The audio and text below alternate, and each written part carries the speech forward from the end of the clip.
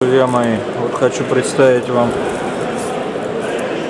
второй раз на выставке в Воронеже представлена мордовская птица, мордовские рябы высоколетные.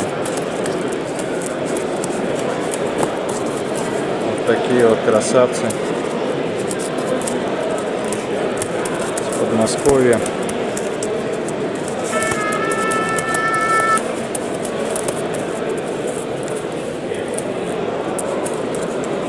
Вот какие, а.